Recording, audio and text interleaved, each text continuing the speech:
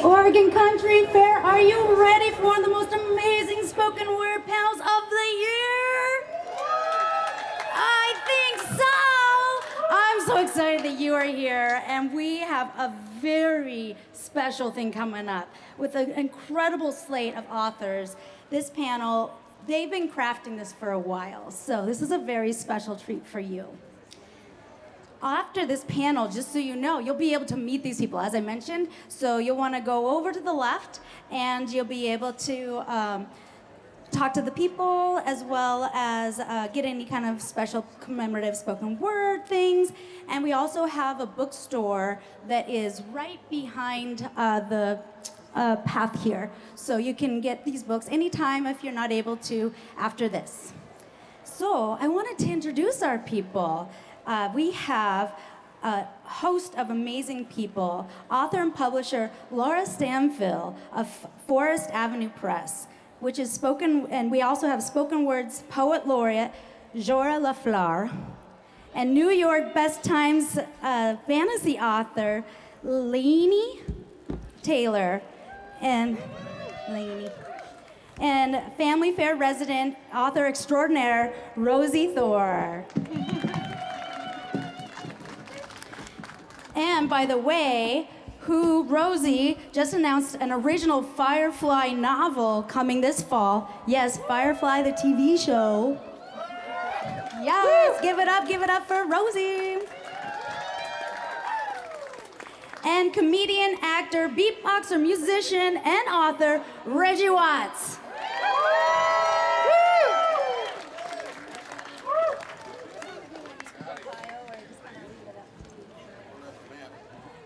Hi, everybody.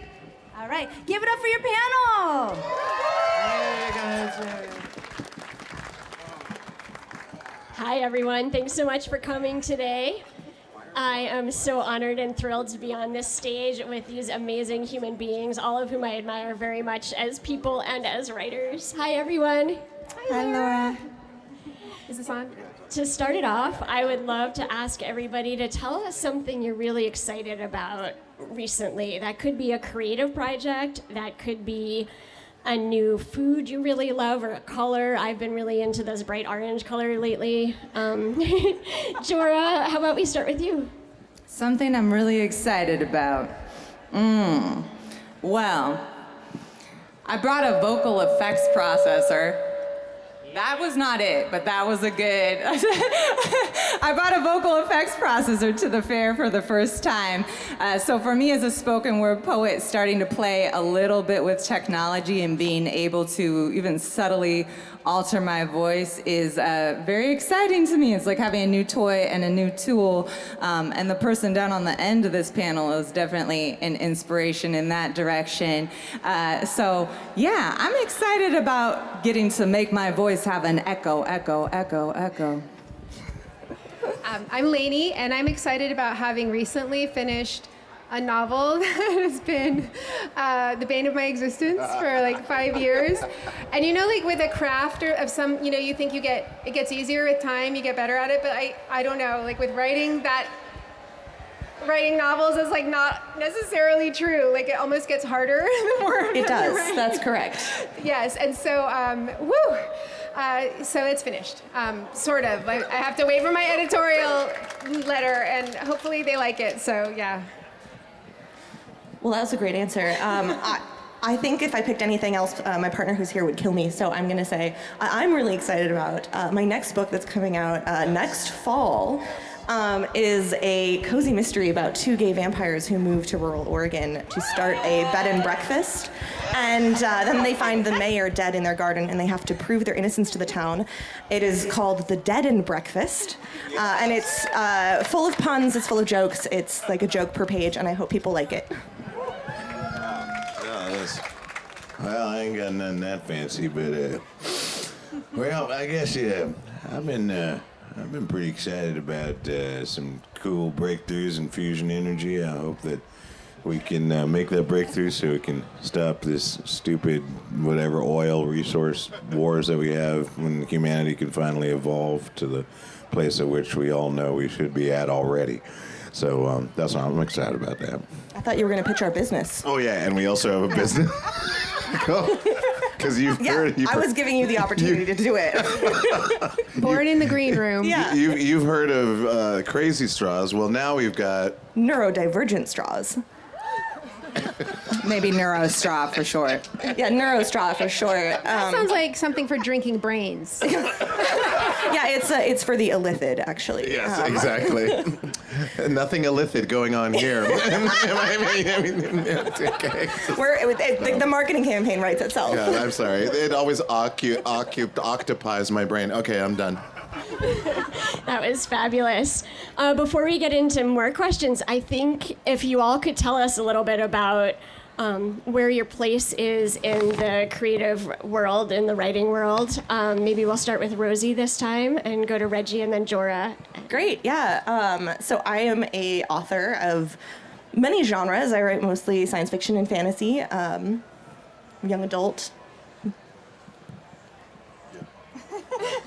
and also Firefly. Oh, yeah. I guess. That is just insane. Firefly, come on. We got to talk about that. That's amazing. Firefly, check it out. One of the best science fiction shows ever.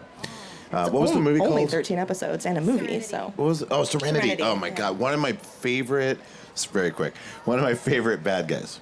I thought that, I forget his name, was it Chiwetel Ejiofor? I absolutely, like, you know how, like, bad guys are, like, they're usually like, I'm bad, and it's like, oh, it sucks. But for him, it's like, he's just in service of the Empire. He was a true believer. Yeah, he was a true believer, and he really pulled that off, where I was like, oh, I understand your motivations, that you're still terrible, but, like, that's cool, and you're good with a sword. Yes, I've written one book, so, like, I had to get on here, so I started for... It's the only reason you did it. That's totally the only reason. That was the motivation. Yeah. Wow. I was like, fucking Big did moment. it. I'm here, guys. I'm done. This is great, guys. Thank you. I wrote an autobiography about my life growing up in Great Falls, Montana, because so much crazy shit happened that I didn't think anyone would ever believe. No one ever believes me when I tell them about it. And so I thought if I put it in a book, then it'll make them think that it might have happened. So I'm a sayer of stuff. For me, writing has always been about publishing through the vehicle of the voice and the body. But I've reached this middle-aged place. If I'm lucky, I am in the creamy second act. And it is starting to be the case that as much as it's fun to be like my own... I don't know, living oral tradition. Like I have all these poems now that have stayed with me and they really don't exist anywhere else but inside me at this point. And so I have now begun the process of putting them into books. And I think that's why I'm here.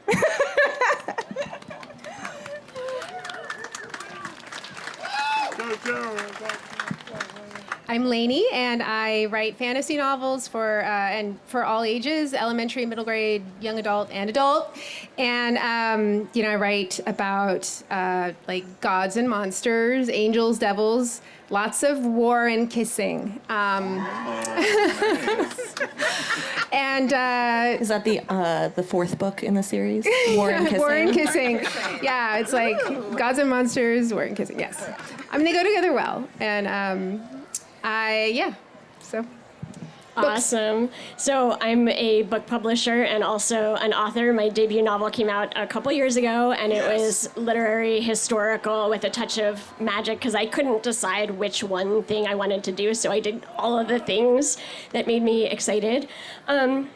So I'm now shopping around another novel I wrote, and my book for writers is coming out next year, so I have a bunch of projects going on, but I have to write something new. And I keep bouncing between ideas and not settling on one. I thought I had an idea of what I wanted to do, and then it was like, ooh, shiny. I really need those neuro straws. Maybe that would help me with my focus. So I wanted to ask the panel, for a friend, of course, how do you handle finishing a big project? What is your way of dealing with that liminal space between what you've deeply invested in for months or years or decades and then moving into the next thing. How do you do that? You mean like emotionally, not how do you actually finish it, but like how do you Yeah, emotionally, cope or and move on? Yeah, or if you have any specific, if you have like a ritual you do to say goodbye or something, like whatever.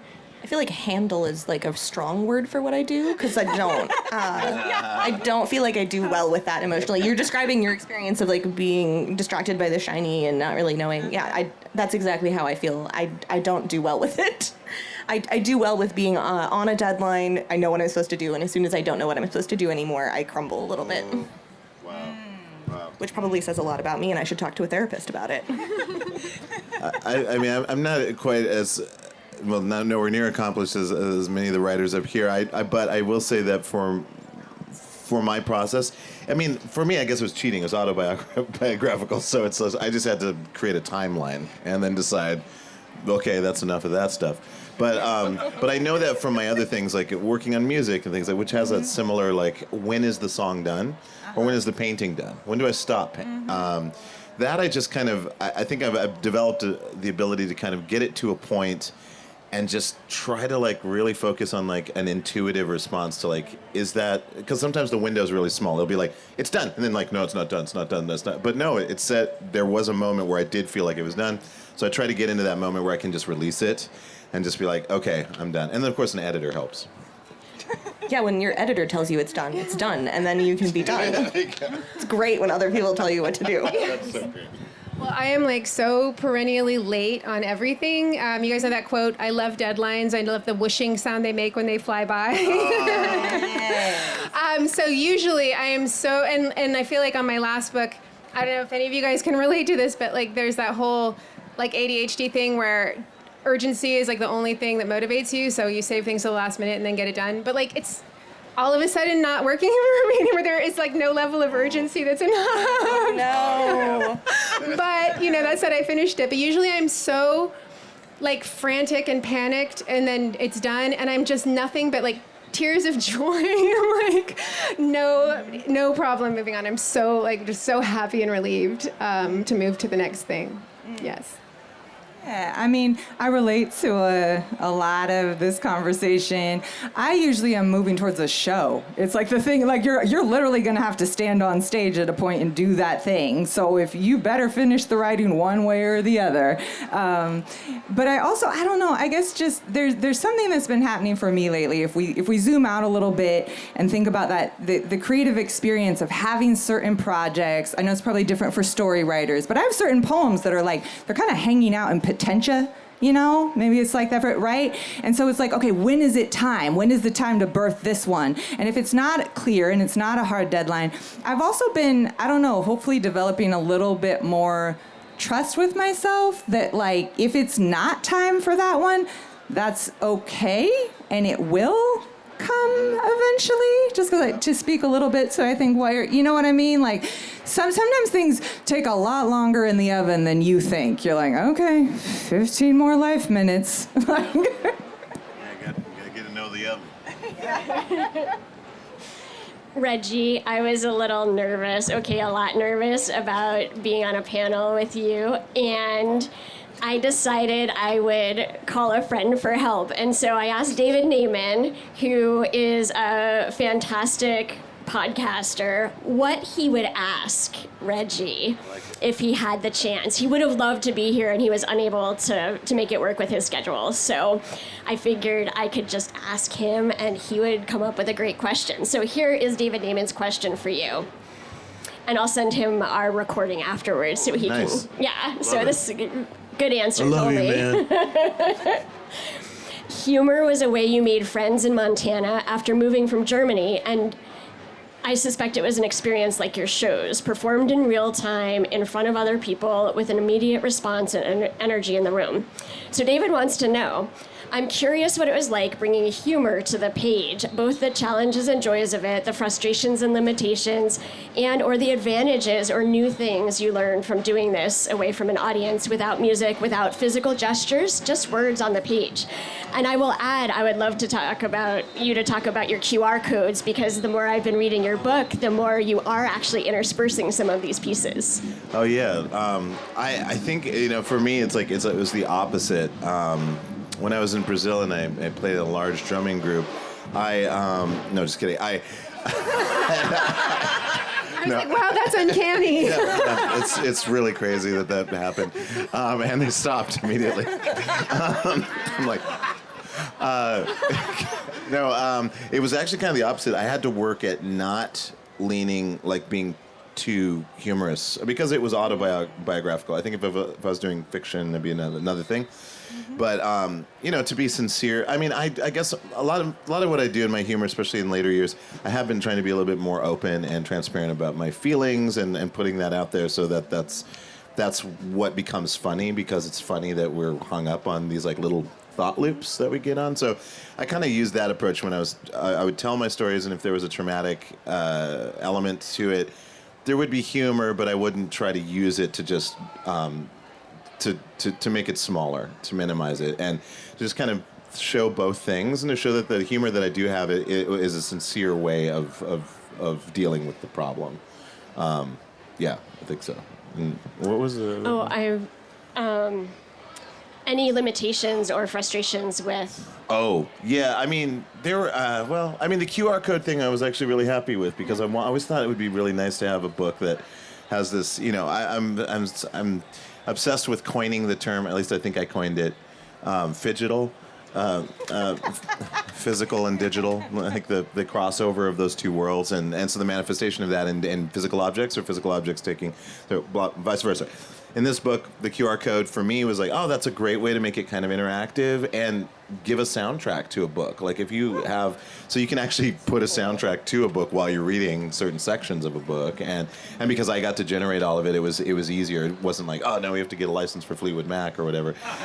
You just make what you want and you add to the book. So that was surprisingly was not. I thought it would be. My editor thought it would be as well, and they were like, no, that's fine. We can put a QR code in there. We have the technology. I was like, great.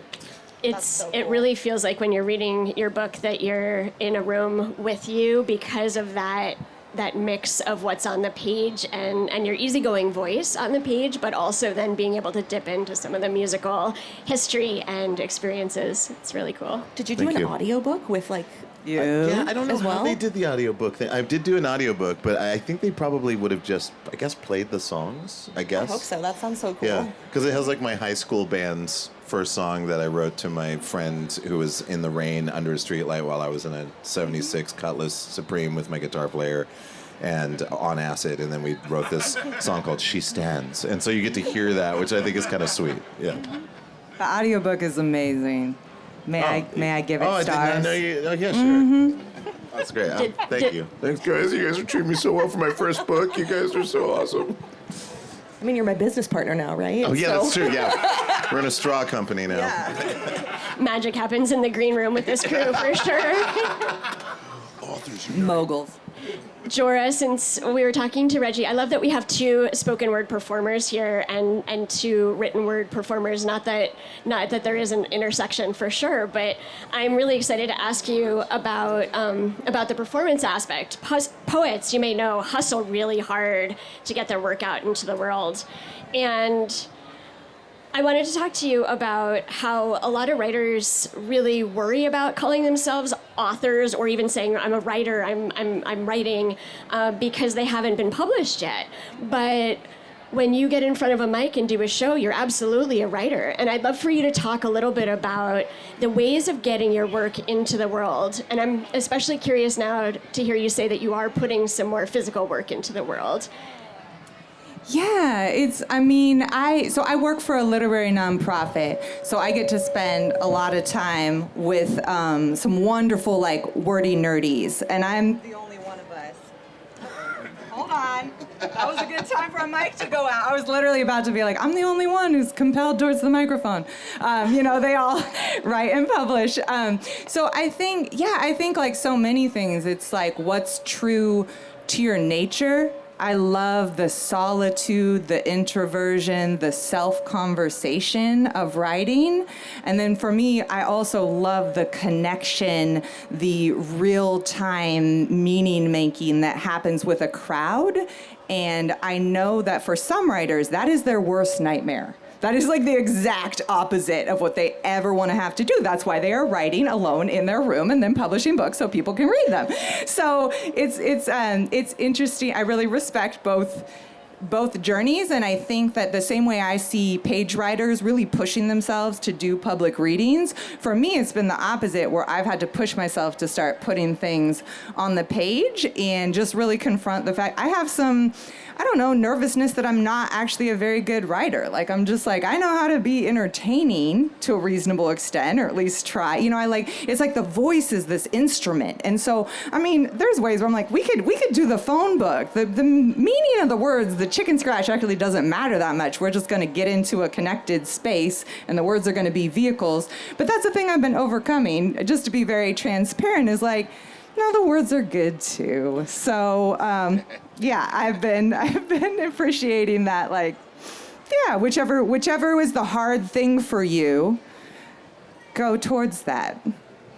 It's hard too when you put them down on paper. You can't change them. I wonder. That's a thing. I wonder That's if a thing. Performers, yeah, I hate performers that. can change things on the fly, right? You can have a plan and adjust. It's like a frickin' tattoo, man. That's the other reason I haven't done it, is because I finish the poem by performing it, and then I usually change it, and then you're like so locked in. I don't like it. I went to a reading once at Broadway Books and by a poet, and he was changing every line of verse as he was reading it. And at first we were confused. We were thinking, did he read from an older version of the poems? Like, did he have his arc or his galley? And then we realized that he just was never satisfied, and he was just changing it on the fly because that's what he felt like the poem should sound like that night. I thought that was so cool. That was Harold Johnson. He's a brilliant poet. That's amazing. Okay, so how many people here today are readers? Can I see hands, readers? Oh, I love you all. Yay, readers. Now, how many people here are writers? Do we have some writers in the crowd? Oh, I really love you all. Yay. Thank you for being brave and saying so. That means a lot. So for those of you who are writers and those of you who interact with writing as readers and as attendees of spoken word events, my question for the panelists is, what's one piece of advice about writing or becoming a writer that you wish you knew when you were starting out, way back when? I have a good one. Locked and Go loaded. for it, Rosie. Okay, so this piece of advice changed my life and very much for the better. And it is, if you are a writer as a hobbyist and you want to pursue writing as more of a career goal or a more professional aspiration, you gotta pack your life with some hobbies other than writing, because when writing becomes your job, you suddenly hang all of your self-worth on this thing that is connected to your income, and that's not great. So finding a hobby that you can't monetize is really helpful. For me, I picked gardening, and I love it. I spend hours outside in my garden every day. In the winter, I use an arrow garden on my kitchen shelf. I gotta be growing something at all times, and it really, really helps me stay grounded. Makes it so much easier for me to, at the end of the day, walk away from my computer and have something else to do in my life. For a long time, I was working 8-hour days at a day job, and then I was working 8-hour nights writing, trying to get my work done, trying to meet deadlines. And when I switched over to writing full time, it was suddenly like, who am I outside of this? And that was a really powerful discovery. So if you are looking at writing as a potential career path, highly recommend diversifying your hobbies. Find some stuff you like to do that you can't make money doing. Mine is very basic, and it's finish things. Like, learn how to finish things, develop a habit of completion early. Because so many writers, as they're, working on their craft, you know the lure of the shiny new idea. Starting things is easy, finishing things is not easy. And so most people, most writers that I talk to, they've begun multiple novels, and then they you get, as soon as it gets hard, you just start a new novel. And so you end up with this trail of the beginnings of novels behind you, and you can't really do anything with that. And also, there's so many different aspects of craft that go into writing a novel, but, getting the entire shape of a story is something you can only get by finishing it. And it's, even though it's like this basic thing we all know, we can really delude and deceive ourselves for so long. And there's always like a really compelling reason why you should abandon this one and start this next one that sounds, it's going to be so much easier, but then it's not, of course. And so you just really have to just get used to finishing things, and whether that's shorter things that have a story shape, a beginning, middle, end, or whatever, and then just so you get used to that like rush of the feeling of finishing things becomes addictive in its own way, and so you want to chase that. Yes, and it's so rewarding that once you've done it, and like the first novel I ever finished, and I was in my 30s at this point, and I had wanted to do it my whole life, but I somehow, not managed it yet.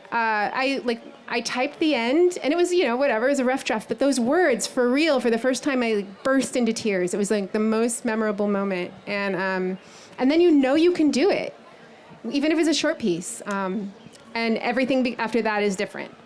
Can I add to that too? Trust what you've written. When you get to the end, even if it's a terribly rough draft and there's going to be a lot of revision, honor what you've done, honor the time and space you've given in your life to put that work on the page. I didn't honor what I did, and I instead took feedback from too many people, and it took me 15 years for my debut novel to come out. And I think it would have been a great novel 5 years in. I think that novel that I wrote then was what I intended to do, but then I started listening to the voices, and mostly they were agents who were like, maybe I could represent this, holding the dream out there kind of on a hook, and if you do this. So I'd be like, I'm an editor, I do this. I'm a book publisher, I do this. I can edit this. So I would go and edit for another couple years, and then I would turn it in, and they'd be like, no. Yeah, you need to keep moving forward too and doing new things. Instead of like working on the same novel and rewriting it forever, write a new thing continuously. Write lots of things, lots of new things, because you're constantly changing and growing. And I do see people who find themselves like so committed to this one thing, and they rewrite the same novel forever, and they've lost whatever it was in its original shape, its original whatever drew them to it, its spark. And it's like, who are you now? What would you begin now? And like, yeah. Can I say, I think it's so amazing that those of you who are writing for so long on the page before it gets shared, like I'm like lazy and antsy. Do you know what I mean? I'm just like, okay, I wrote this. What do you guys think? Okay, like that real-time feedback that I feel like, poets, especially spoken word poets, get. I would just share that I would love for more writers to have that experience. And again, working for a literary nonprofit, like we host an open mic. I think having community around this really solitary thing is very, very helpful, and getting just kind approval. Don't let, before anyone's like tearing it apart and can it be published and all that, just like I'm sharing it, other people are hearing it, you're making those connections and getting some of that feedback loop going where you're not just like living in your own head in a vacuum is something I would really encourage people starting out. Yeah, I agree with that. I mean, all of these things are totally true, and I would say like I deal in improvisation, but the one thing I will say that does correlate in improvisation is an object. It is a thing that exists, and it does have to end. And from that, I kind of tell my friends who get hung up on like, oh, the song isn't perfect, or this isn't perfect, or so forth.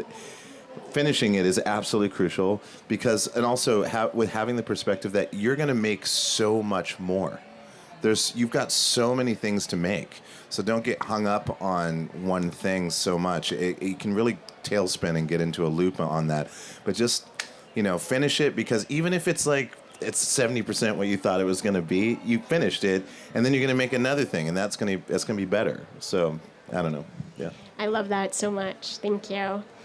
Rosiee, I first heard your name because you blurbed one of my author's books. Neil Cochran said, I think I can get a Rosiee Thor blurb. I'll ask them. And I was like, that's great.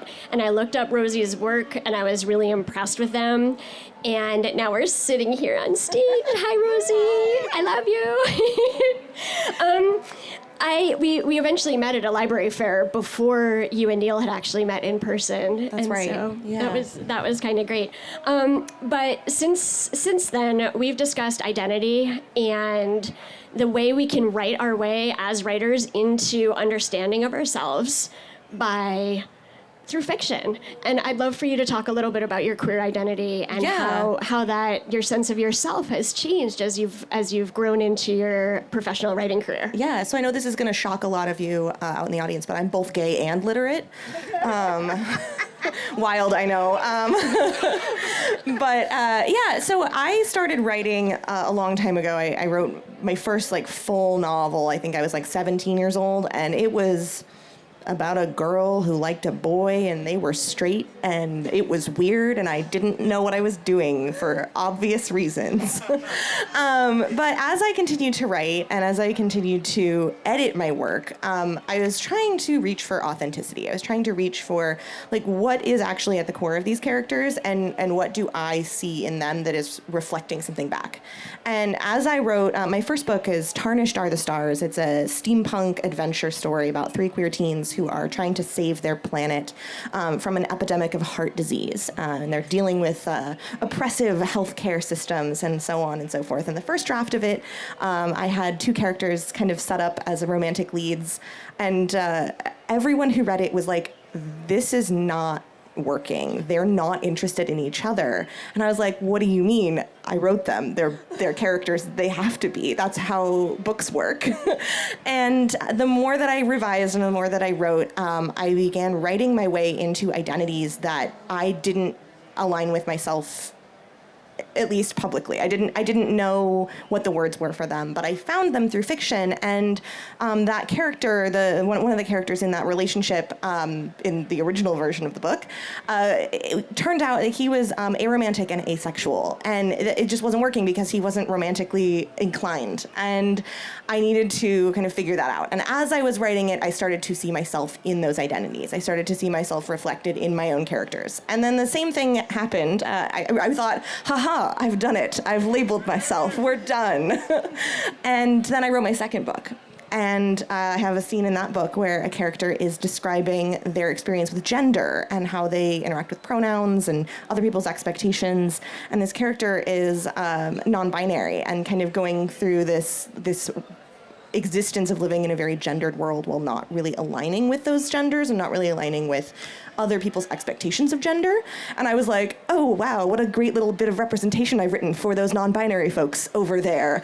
And then as I was writing it, I was like, wow, this really vibes with me. What's going on? And it was like, oh, here I am on the page once more. I wasn't done. So each time I sit down to write, whether I mean to or not, I find myself discovering new things about myself, kind of checking in with myself about why I'm interested in writing a character a specific way, and if that has something to say about me personally, and if I need to kind of sit with that emotionally.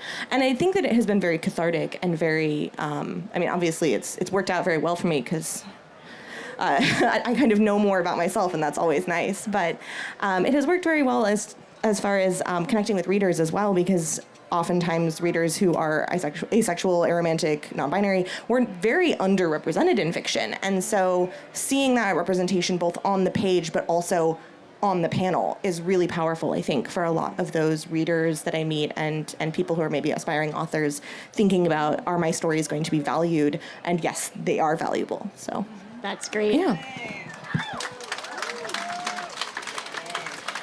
Reggie, I'm actually curious now, as writing your debut book, a memoir, did you learn things about yourself that you didn't expect to during the writing process? Yeah, I guess, I don't know. Growing up, I grew up an only child, and so I had a lot of time on my hands to kind of just be whatever it is I thought I was. But yeah, I mean, I kind of had like a very seemingly solid connection to all of my history, but when going back and visiting the timeline and going into experiences, I definitely gained new understanding about my father, about why my mother and my father were the way that they were, and the choices that they made, and why those were important. And kind of realized, like, oh, it was true. I feel like I have been me all my life. I think we all have a sense of that. It's like, I've always been me. It's like, I'm me all my life. But the reasons why you are you and what stayed through your progression up until now, like to look back in time, especially in the formative years, coming of age, you learn so much again about like identity and risks that you take, who are you sharing secrets with, and things like that. And I think definitely going back to those stories, and then also corroborating those stories with friends. You know, like going back, did that really happen? Did this happen? And then they add all these details. I'm like, oh, this is so true. That's why I went. And that's why I wore that shirt. So, I mean, yeah, I did learn. I mean, those sound superficial, but they do add a lot of texture to the understanding of who I am today. Well, as an only child, also, we don't have touchstones who are there for every moment. We can have best friends and families and neighbors and things, but I think it's especially an interesting process. Maybe it's not that we're changing by writing it, but more that we're looking at what's always been there and going, oh, yeah, I understand now in a way that I didn't before. Especially not having siblings to bounce identity off of, and especially in reckoning with parents. I wrote a draft of a memoir a couple years ago, and I gave it to my agent. My agent was like, "Where's your voice?" I'm like, wow. "But it's a memoir." What a nice thing to hear. It's my voice. My voice is all over the page. And she's like, no, you're not in here. Wow. And that to me said so much about my only child experience. My parents are musicians, and I grew up in a very eccentric museum-like house. And everything was loud. Everything my dad loved was loud. And I fit myself in the empty space between. And so when I tried to write a memoir about it, and my agent said, "Where are you?" I thought, oh, so I don't know if I can write a memoir about absence of self, but it's sitting, but Yeah. it's kind of interesting. I can definitely see one of the chapters called The Negative Space. Yeah. Or the whole thing. Or the whole thing. Right. Right This now. is like really random, but I just reread a tweet that I'd written down because it was like strangely beautiful, and it was from years ago, but there is a member of the orchestra whose job is to play silence.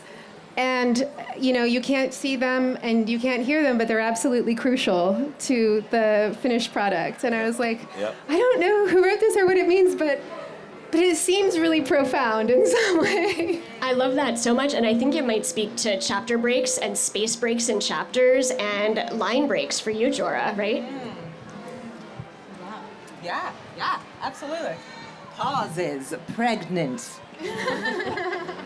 Yeah, that idea of holding a space on the page, not just for you as a writer, Or even but as the for family reader. member who is the holder of silence or whatever. Like you're sustaining a shape inside the chaos in some way. Totally. It's amazing. Laini, I did get to ask you this question before we were sitting here, but I was so excited. I've been wanting to ask you this for ever since I read Strange the Dreamer. I was wondering if Laini was the Laini who used to sell art at Portland Saturday Market, and you were. Yeah, so it was like 20 years ago, but I have like one of those. Have you ever had one of those like intense hyper-focus things where all of a sudden you had this like brilliant idea that like you had to pursue, and later you realize it was just like a major procrastination like scam on yourself? Well, mine was to go to art school because writing was really hard. So I'm like, I should probably go to art school and be a visual artist instead. So I did, and that was an interesting diversion. And I met my husband, who's really an artist. And also besides that, besides meeting Jim, which is the most important thing that came out of it, but I also, by doing visual art and studying illustration, came up with like different ways to cope with my creative issues in a much more like visual way, because it's really easy as a writer to pretend that you're working and to pretend to yourself, and nobody can call you on it because it's like hidden in your typewriter, right, or in your computer.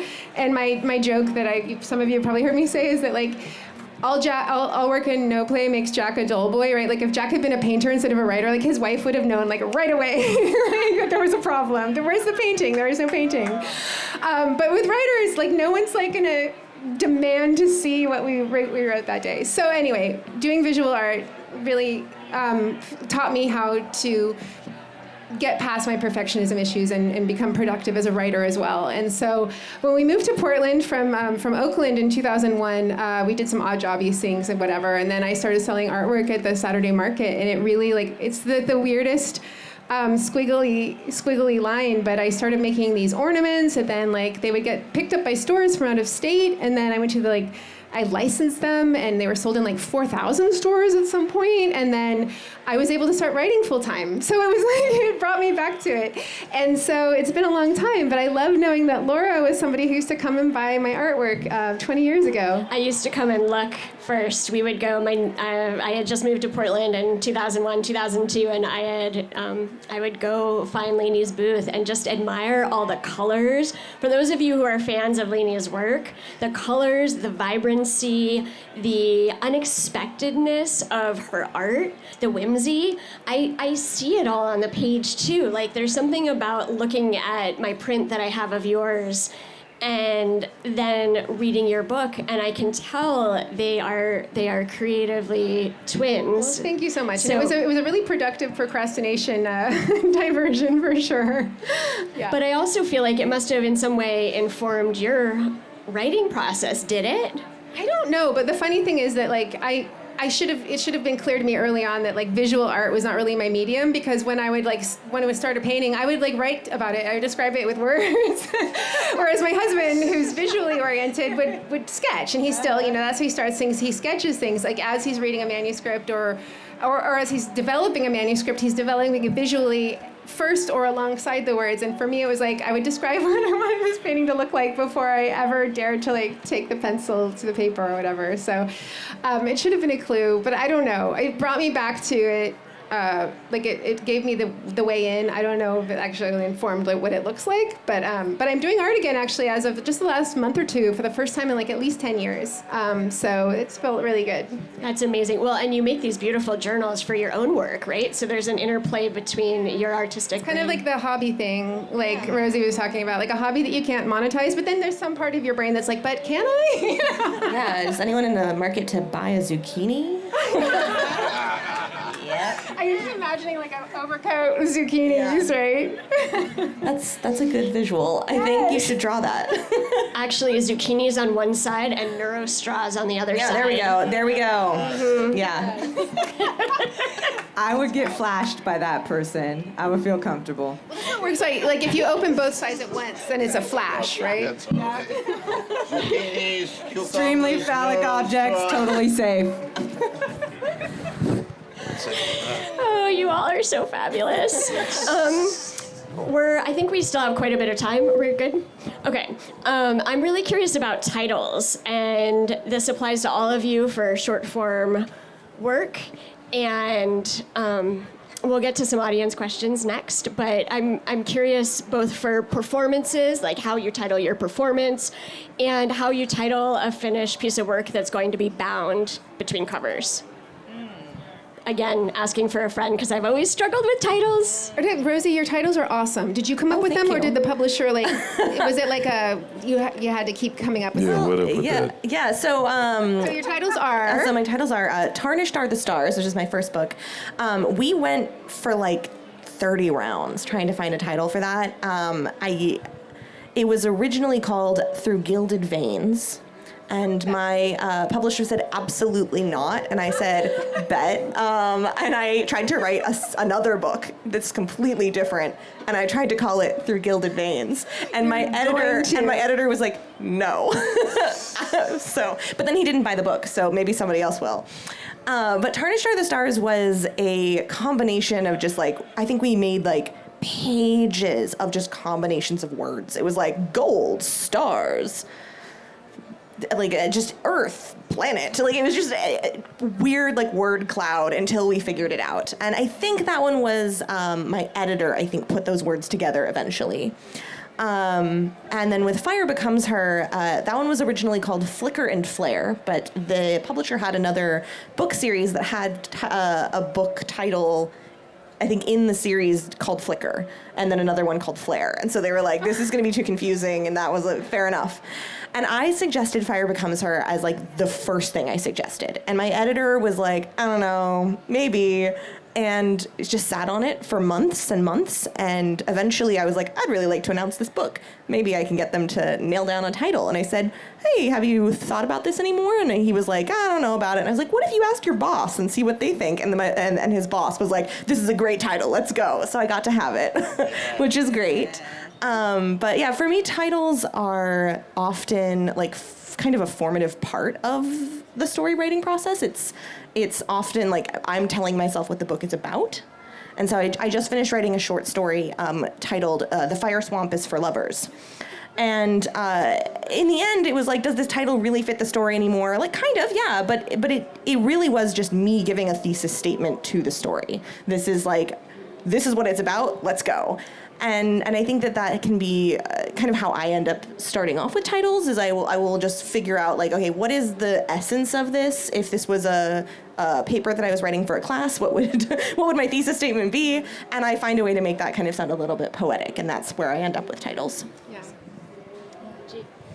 Mine was pretty easy for my book. It was mainly around me coming of age, and so Great Falls, Montana was a huge part of that. It was the place I grew up. And so, I also like the sound of Great Falls. I just think it's kind of nice, like this idea of taking risks and, growing up, and we definitely took a lot of risks. And so, there's a subtitle, which is post-punk, or Fast Times, Post-Punk Weirdos, and a tale of coming home again. And, and then just kind of had like a, 80s kind of John Hughes kind of element to it. But in general, like when I name things, I usually kind of go with what I think people would like. So if it's like for instance, my new special that's coming out on the 20th on Veeps, like a new comedy special. So it's called Nevermind. And my girlfriend actually helped come up with the title. I was going to call it Born Clippy, but that was too much of a reach for people to remember Clippy, and then also to know that it's an Underworld reference, Born Slippy. So anyways, it's too much. But so she was like, never mind. And I was like, I like it because it's a rip of a Nirvana title, and the special takes place in 1998. So it all just kind of works. But usually, I usually think of like, what will people like? Not necessarily is it connected to what I'm trying to say, but is it a catchy title? Yeah, like it's its own separate marketing tool. Yeah, exactly. Yeah. Which is why like publishers get the say, you know, because it is a major marketing tool. And I had the same with Daughter of Smoke and Bone as with your first one, where my working title was Wishbone, which, because there's a wish, but whatever. But I didn't know that because it was like before or after my time, but like if you...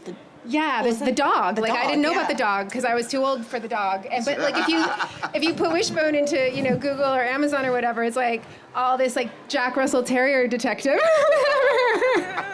So they did the whole word cloud thing and came up with that.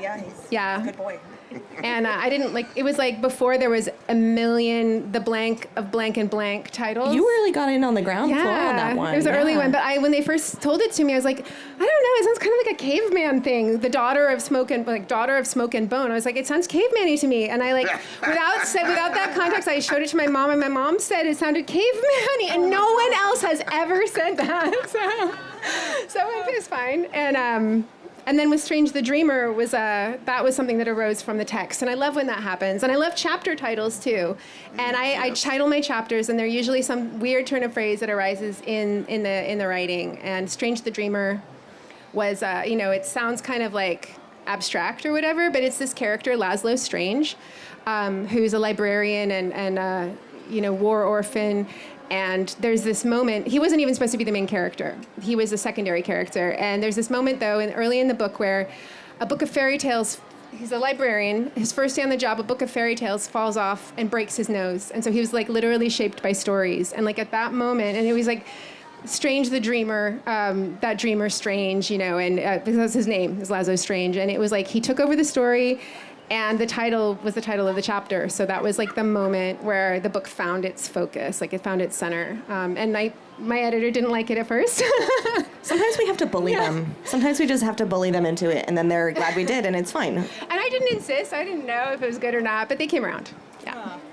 Well, being less professional than all you wonderful professionals, I'm just making stuff up all the time. there's no one really to bounce the final thoughts off of.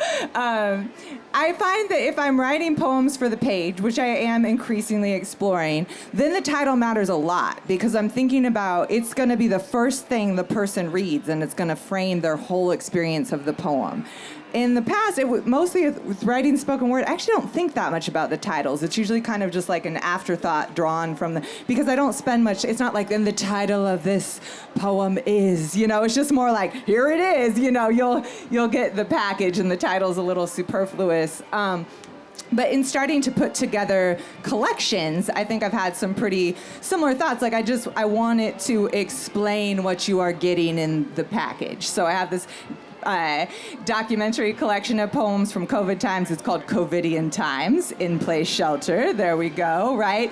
And then the book that I put together this year is called Words for Gratitude because it's a series of poems that all come from an event called The Nature of Gratitude. That's the umbrella. So there's definitely I want it to have good mouth feel, but I also really just want it to define the experience that you're about to have with this collection. I love it. Well, we are ready for audience Q&A, and Katrina will come out with a microphone. So I hope you have some questions ready. Please raise your hand, and she'll come. Thank you.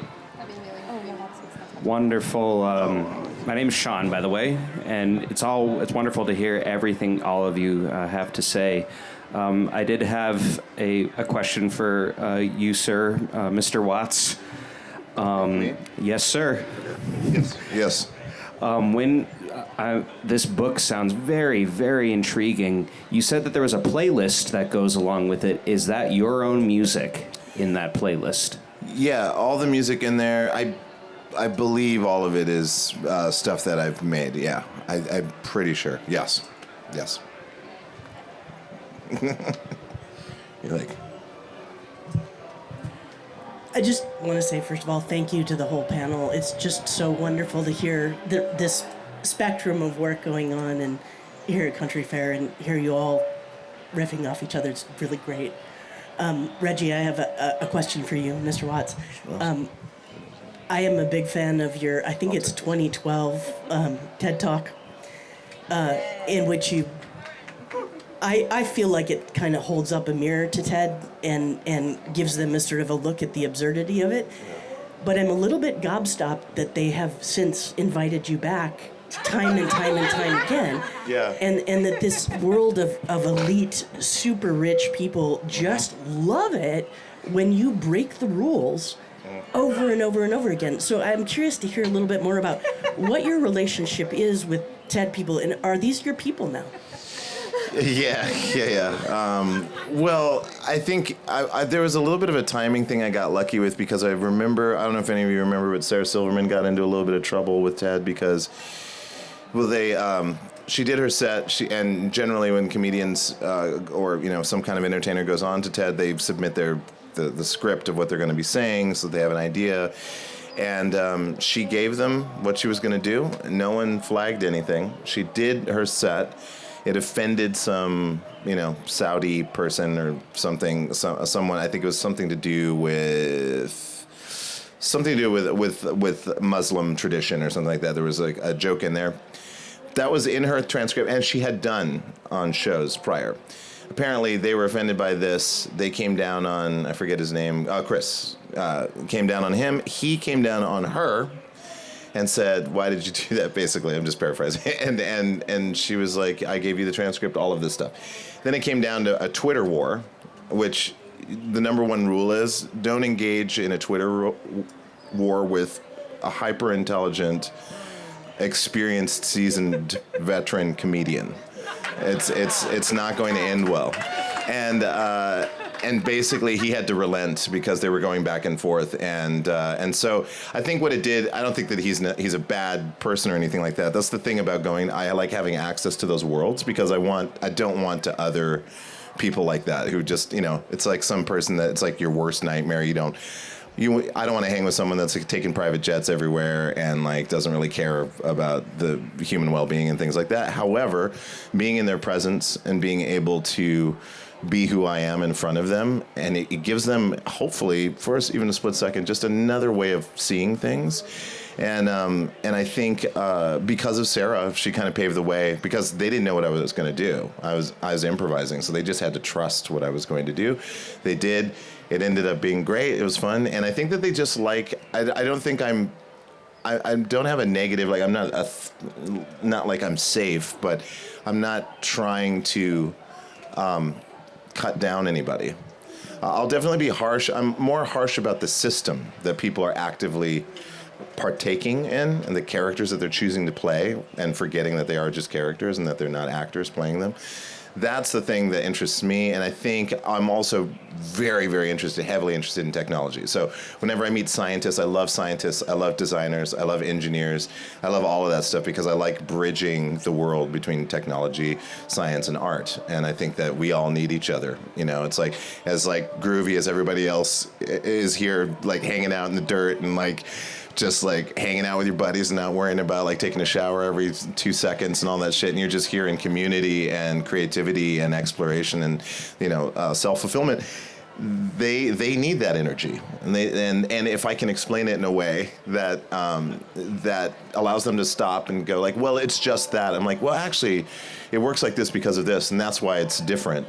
But there is a commonality here, because you both like cookies. You're both interested in kites. You both had biking accidents that changed your way. You know, whatever. Anyways, long answer. But yeah, they keep inviting me, I think, because I generally love them as human beings, and I'm going to keep working on them. And I like having access to that, because I don't want to be on the outside of that. Awesome. Yeah, thanks. And we have another question or two over here, so we're just going to pop it on over to Rosie's partner, perhaps? Oh, no. Okay, this would be real quick, because Rosiee and Reggie, your neurodivergent straws Yes. are autisips. Thank you. You're welcome. Thank you. That's very good. Pun. Very good. Love a good pun. All right, we got a whole bunch of hands. I'm just gonna like go down the line around y'all, so nobody feels left out. All right, let's start it off here. That was amazing, by the way. Yeah, killer. Okay, for the whole panel, this may be a simple question, but pen, pencil, pad, or laptop? Voice. I want to be very like writery and tell you I have a moleskin notebook and a fountain pen up my butt, but I actually love typing. So that is, I do scratch little ideas down. Like I do always have to carry a notebook to jot the things down. Back to titles, I name like 50 imaginary bands a day. I can title the heck out of everything until I actually need to make a title. Like that's so I do, like, I take notes down, but I actually, as opposed to many poets I know, I love the feeling of typing. It just can keep up with my brain. Use like an old school keyboard or like one of those old... I want to tell you, again, I have a typewriter and all these things. No, I have like a stupid Chromebook and it works. So I always will default back to my laptop, and it's my primary, but especially with this last book, so for like the last 5 years, I found myself writing by hand a lot. It definitely is like a different mental space, a different mode, and I think a lot of us, if we're not used to it, like we have to build those muscles back up, like literally, and I have, so now I can write for hours and without pain, but I don't know if any of you guys have experienced that, like handwriting after not doing it in a long time, and it hurts, but I'm back, I'm in shape, I'm in finger shape. But so no, I love how it is a different headspace, and I can really tap into something different when I'm writing by hand, and then I'll go into my computer. Well, I have a robust collection of notebooks and pens. I have so many, and would you believe I haven't cracked a single one of them open ever? Are you kidding me? I will buy them because capitalism has me on a freaking hook, but I don't use them. I type. But I do, the thing that I do that I think works really well, and I learned this from the internet, often when you're typing, like the font will make it feel very official. It's Times New Roman, Garamond, whatever. You should pick a funky font, and Comic Sans sure does exist for one purpose and one purpose only, and that is for first drafts. I can bust out a first draft in Comic Sans like that because it doesn't feel real. It feels so unserious, and I am just like, ooh, I'm just tippy tapping away. I'm gonna put geese on Serenity. It's gonna be fun, and like, who cares? No one's gonna read this. And then I go back through and I change it to like, Courier or something, and then it looks real, and it's like, wow, I wrote a whole book in Comic Sans. Wow. The only drawback is there's no italics, and that's rough. Do you want to hear something insane? I heard an author say that they draft in wingdings. Okay, No. that's illegal. That's illegal. So That that is they illegal. can't edit themselves. But like, what if you just get off by one finger or something? Yeah, Like, yeah. Wow.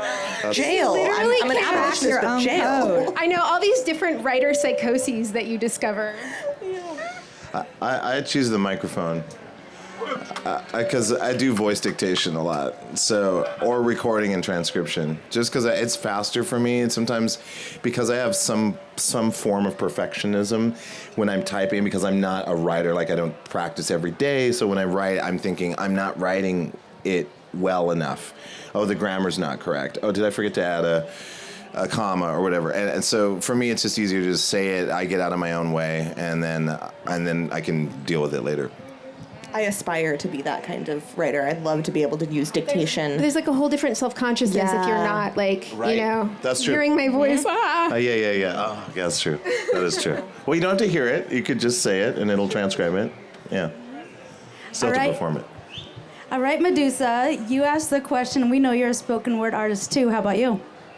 Actually, I do a few of those. I could probably jot notes down with a pen and pad, and I do verbal dictation, definitely. And I'm not a good typer, so that gets on my nerves. So I'd rather do the two and work it out. Yeah. Hi, I'm Cheshire. No. Yes. Yes. So it was interesting to say you don't identify as a writer. And then earlier, my friend commented that there was a remark that you're a writer, not an artist. And so I know we all use, well, whatever, whoever can write, uses writing to communicate, but do you not feel like artists if you're just a writer? Because you're doing it at a level of artistry, right? And I'm asking as a writer without a published book, and as someone who was raised in the slam poetry scene in LA, and you wrote a memoir, so how are you not a writer? Oh, yeah. Well, no. No, I mean, I think, I have friends that refer to their vocations as crafts. I've heard of craft, which is kind of an interesting in-between.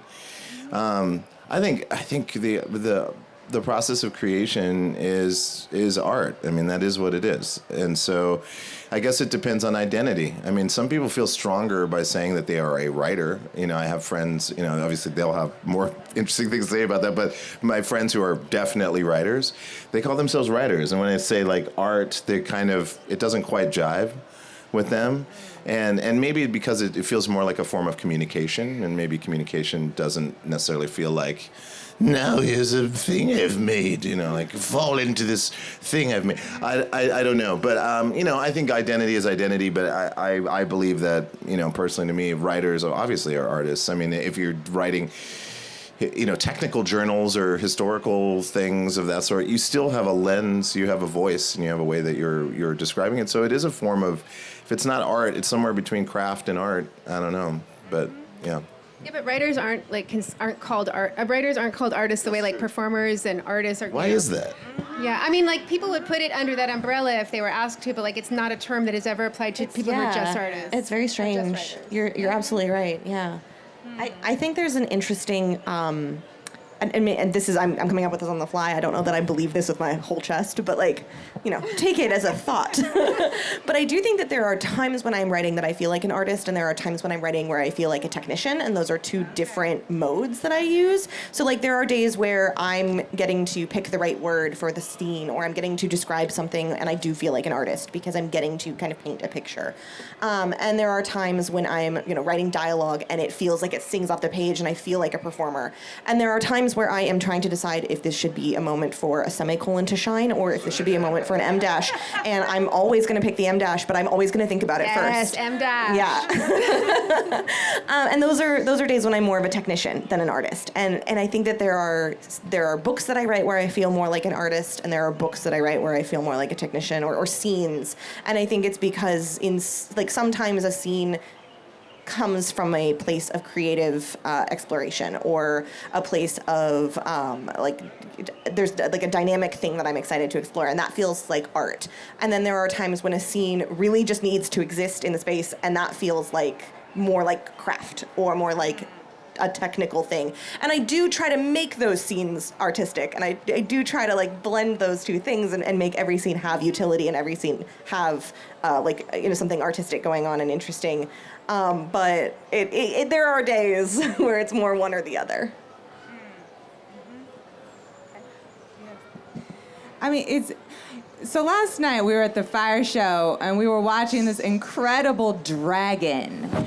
And we had a conversation, Medusa and I, about that was someone in their home had to sit there and sew this, and how impossible that would have been for either of us to do the construction of it. Now, I could whimsically imagine or write about or speak to this gorgeous dragon that's moving all sinewy and it's got the lit up eyes and all these things, but someone had to technically cut, measure, define, do all that crafty stuff. And so I feel almost like it's like all that technical skill that we bring to whatever art form, then it's in service to the overall creativity. And I think that can get left out in the idea of the arts. And just titles in general are weird. I don't know, you might feel the same. I've always liked the word spoken word artist. That has actually always felt really kind of good to me. Poet felt really I don't know if I'm allowed to call myself that for a long time. And then I've just been getting more and more middle-aged about everything, and I'm like, yep. Whether my writing's great or not, or I'm actively making something that I can prove to you right now, the inner conversation. I'm just how I see the world is pretty poetic. I'm the kind of person, a leaf falls and I'm oh, death, it's all change. That's an orientation I have towards the world. And so I've gotten more comfortable and maybe a little less precious about the titles. I love what you said about the dragon and all of the pieces that you have to measure and cut out and everything, because you're putting me in my place by saying artists also have to do technical things. And so we should take on those titles. We should be, brave in that, I think. Great. Okay, we got a few more questions over here. Let's try and keep them a little short because we have a little less or a little more than 5 minutes left. So we can go over a little bit, but we know you want to spend some time talking to these people and getting your book signed. There's lots of books up there to buy. Just putting a plug out there. Okay, next question. Hello, thank you so much for your time, for your voices, and for your presence. I'm curious if there are moments when, or if you vacillate between writing something or speaking something in the moment when you really feel connected to that piece and you say, okay, that came from me, that is me. And then other moments when you write something and read it, or you come up with something in the spot and you're like, where the hell did that come from? Who, that voice wasn't me, because it just sounds like such a different aspect that you don't even recognize in the moment. Absolutely. I thought for years, I think perfectionism prevents that from happening, because you're so uptight about it, you would never lose control to that other thing. And so when people would say, oh, the characters took over or whatever, this was written by the muse, I was like, what? I thought they were lying just to make us feel bad or whatever. And then it happened to me one day, and I was it's still the most, it was in 2005 or whatever, but it's still the most memorable writing experience of my life. And it changed my life. It was the book that became my breakout book, started on that day. And it really does feel like channeling, something's coming through you. And whatever it is that allows, I think it's the flow state, and so I think a lot of my process is, as a perfectionist, developing strategies to get out of my way so that I can hope to achieve the flow state. And it's a lot of systematic, ridiculous things that I have to try to do as a practice, a ritual to try to court that state. And it doesn't always happen, but that's always what I'm hoping for.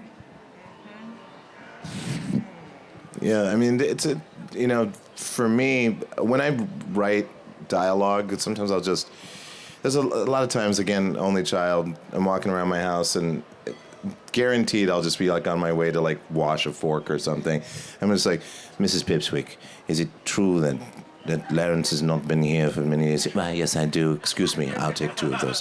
How many times have you seen him, and what is the effect that he has? I'm not exactly sure.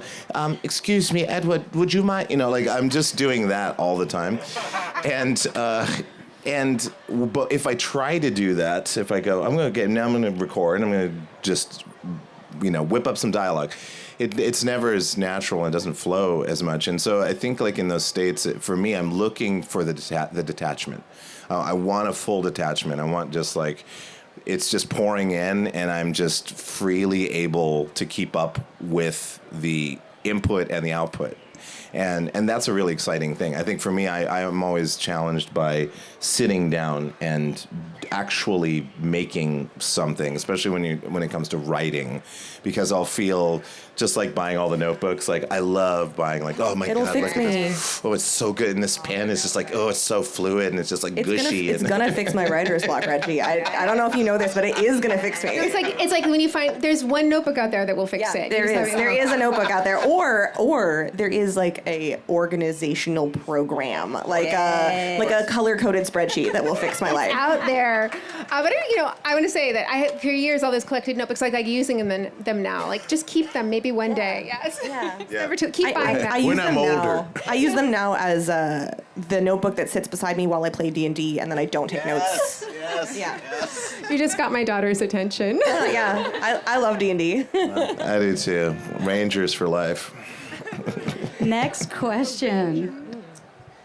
So this question is for Reggie. I know, not anymore. I'm wanting to write an autobiography, but there's something stopping me right now. And what that is I feel like I have something to say that will resonate with other people. I have, experiences and personal growth. But what's stopping me is I got to be honest. I got to leave it on the page. I got to be raw with it. And that's going to hurt people that are in my life. I know that they're going to have hurt feelings about it. And I'm not sure how to approach that. I don't want to have to wait until my parents die, Well, can I say, putting it on the page is not going to hurt them. They're not going to know that you did that. Like publishing it is a separate question, but writing it is just between you and the page. That's exactly what I was going to say. And then you decide later when you have a thing. You might feel differently, and you might decide to sit on it, but you'll have it, and you'll have done it, and you'll have have gone through that process. Yeah. I also think when you do these things, and I think that's absolutely 100% correct, it informs what you can do with it next. Because obviously it sounds like something that you want to process through anyways. So you developing that, getting it out, and having something you can actually refer to time and time again, even if it's just for yourself, you can have a form of dialogue. It's kind of like undoing a knot. You need to undo just. It seems impossible, but if you just get one tiny thing undone, now you can start working on it. I think that's kind of a way of approaching that. As an endless open mic proponent too, I could imagine there might be a middle space. There might be the writing and maybe a sharing that's not, so public and with the parents, but where you still get to tell your truth and have that reflection. Another thing to think about, and it depends heavily on how much it is important to you, and I don't know your story, and I don't know, what it is exactly that you're interested in talking about, but it depends on how important it is to you to use your own name. Yes, it's an autobiography, but, can you publish this under a pen name and say, this happened to me, I'm a real person, this is a fake name? And it's entirely possible to do that and get your story out there to people who need to hear it without outing yourself as who you are. And I think there's a safety concern with any time you put anything personal on the page, and that is included for fiction writers. There's a lot of, there's a movement within fiction writing to be authentic and write about your own identity and to be open about sharing the identity with the character on the page. And that can be very unsafe for some people. I'm very lucky that it has been mostly safe for me, and to the family members who don't agree with that can get wrecked, and it's fine. They can quietly unsubscribe from my newsletter, and I won't be bothered. It's okay. But, for some people, that's a real safety issue. They live in a home where that it's not safe to come out, or it's not safe to share certain aspects of their identity. And to that, I do think that pen names were created for a reason, and if using one would shield you from that kind of discomfort or unsafe experience, like that's a really valid path to take. Yeah, and the writing it is a very different process than the sharing it. Yep. And I know many authors who have taken a personal trauma and transmuted it through multiple times through kind of like the filter of fiction until it comes into something that they can own and manage. And it's not like directly their story anymore, but they have grown through that process of writing about it. Oh, and if you just need to do the tidbit version, turn it into a metaphor poem.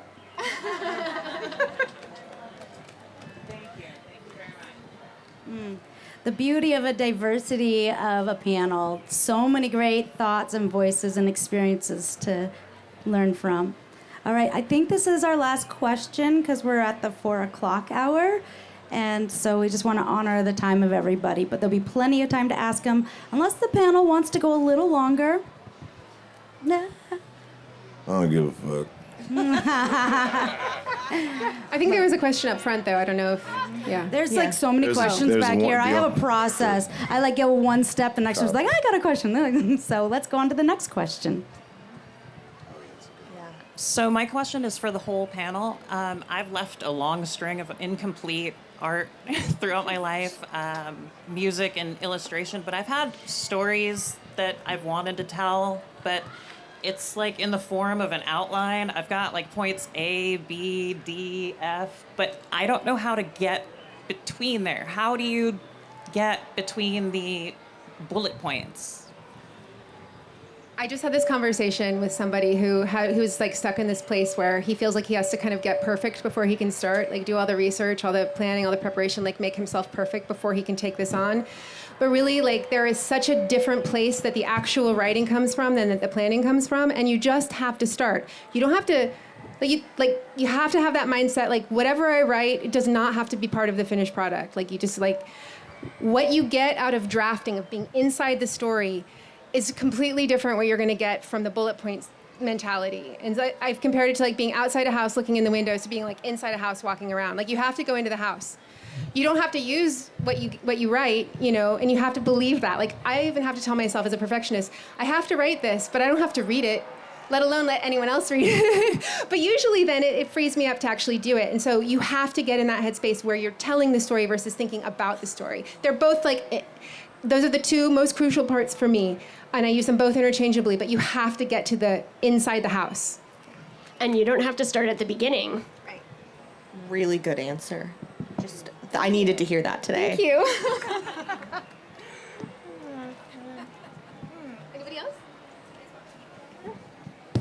Oh, about the thing?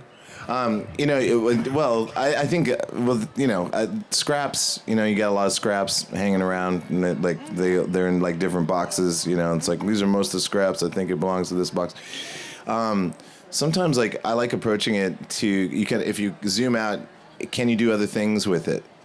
Because words are powerful, and there are a few sentences that can be very, very powerful. So sometimes I'll approach things that I haven't completed. I'll be like, well, there's something in there. Let me at least distill or find the essence of what makes this function or what I was going for, and kind of start there. You can reformat it. You can make it into a paragraph, a wisdom quote, or a short story.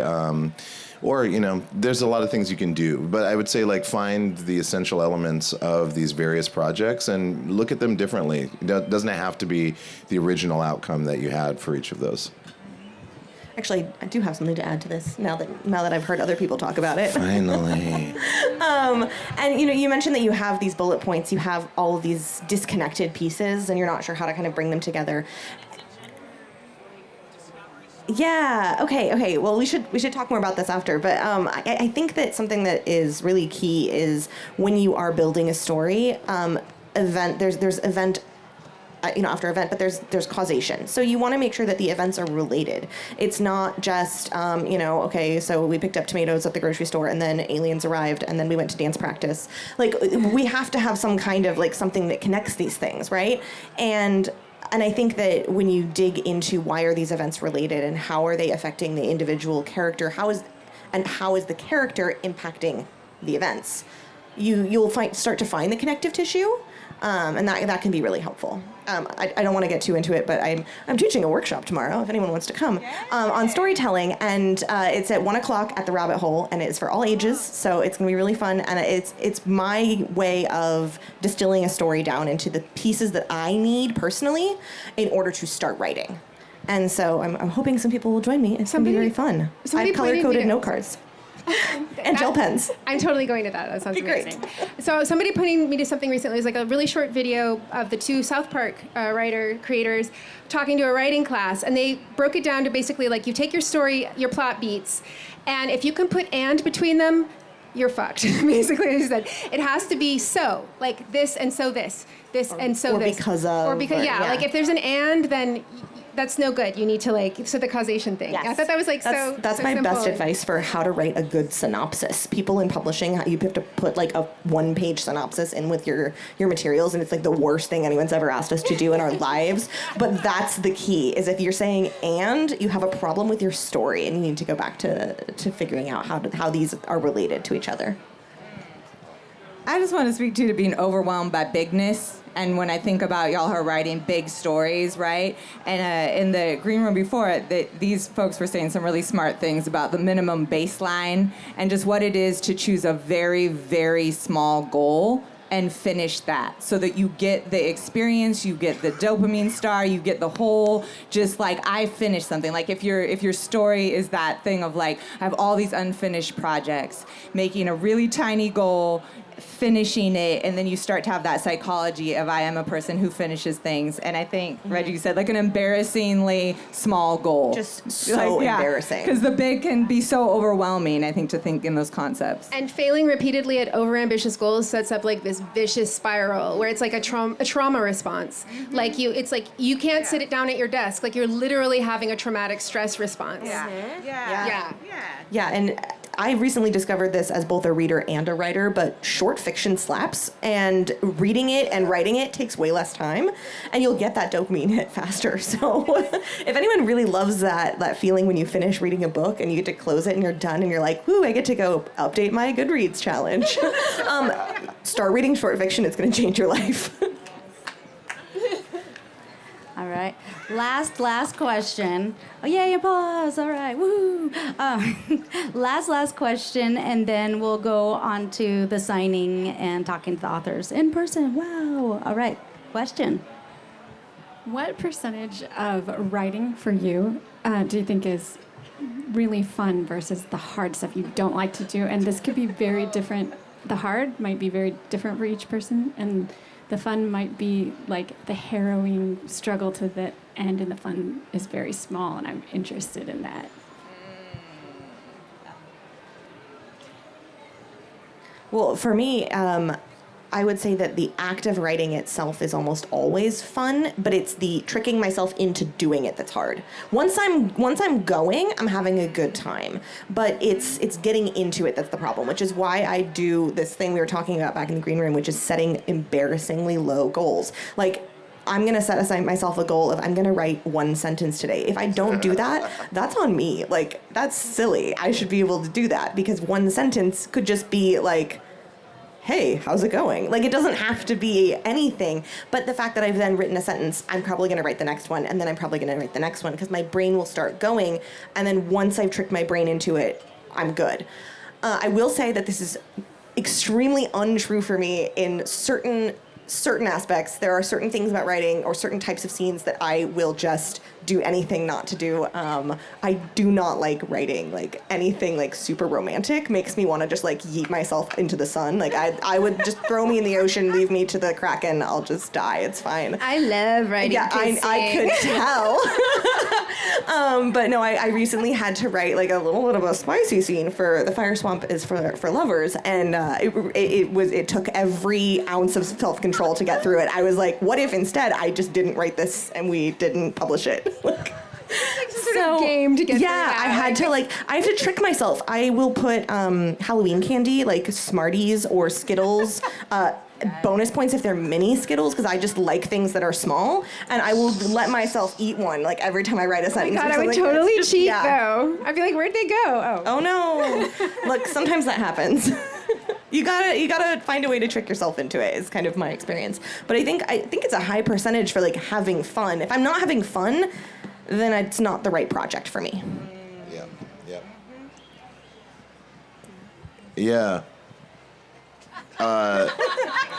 No, I mean, I think for me it's like I can generate a lot, but organizing it is tough. And when I say organize, put it in a way that makes sense with the development of the story, or whatever it is I'm talking about. In the case of my book, sometimes I'd remember a lot of amazing things, but then I didn't exactly know how to connect them. Like, to have an overall mechanism for storytelling, whether you're doing like, jumps in time and going back in time and like staying in a certain zone and then getting hyper detailed about something, then kind of zooming out, all of those aspects, I'm not necessarily the best at that. I can recall and I can storytell. So there's a lot of tedious going back, like, but you have to make sure this connects to that. And I'm like, yeah, but, So that's difficult for me. So generating is great. Organizing and consistency over a long period of time is You gotta get some more notebooks. Yeah, I gotta get more notebooks. I know. I did find these ones that are made out of stone. Have you heard of those? That's like paper that's made from stone, so they don't use any trees, and it's really sweet. You gotta go. You're never gonna use them. You're just gonna have it. But like, There's also notebooks made from elephant poop. I have one. Really? Yes. It's all fiber. I guess you can make notebooks out of anything. Reggie, we've got to get in on this. true. We've got to make notebooks out of God, now straws. I need to do neurodivergent. Okay. Okay, but I have to speak up here for those of us to whom writing is really hard, and it's not. I mean, I have like noticed that there was like sort of a lack of people fessing up to it being really painful and hard a lot of the time. So I try to always be really honest about this. Like my perfectionism issues feel like very specific OCD, and it is incredibly difficult sometimes, and it feels like driving with the brakes on. And I struggle a lot with that, trying to get out of that mode. And I've spent a lot of time lamenting the brain that I was dealt or whatever, and I really stalled there. I've spent more time, ruining my brain than writing, I think, and so you have to at some point realize. It's like imagine you're doing a photography contest and you just are given a camera and that's it. You don't get to upgrade. That's the camera you have to take a picture with. Do your best. Like that's what your brain is, and you just have to figure out through trial and error what works. And also maybe you can fix it a little bit through practice and habit building. And so there's this great quote. I don't love writing. I love having written. And so I would say I would say that I love planning, I love plotting, I love daydreaming, and I love editing. I love making sentences sound pretty. But the part of writing I don't love is the writing. But that said, by far the best, most memorable moments are the ones in drafting, like I talked about before, where the muse, whatever, or the flow state. That's like the only way that those glowing, perfect, memorable moments ever happen is by just letting go. And so it's really hard. A lot of people think because it's hard for me, this art is hard for me, I'm not meant to be this artist. That's just about the camera you were given. It's not at all about what product it can create. So you just have to do your best with what you have, and it can create incredible art.